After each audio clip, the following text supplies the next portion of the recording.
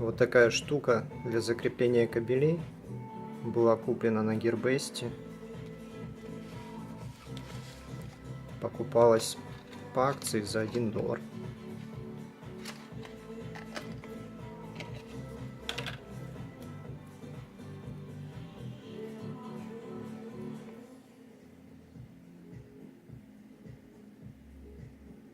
Сделана из какой-то резины. На обратной стороне липучка для закрепления на край стола, ну или еще куда-нибудь.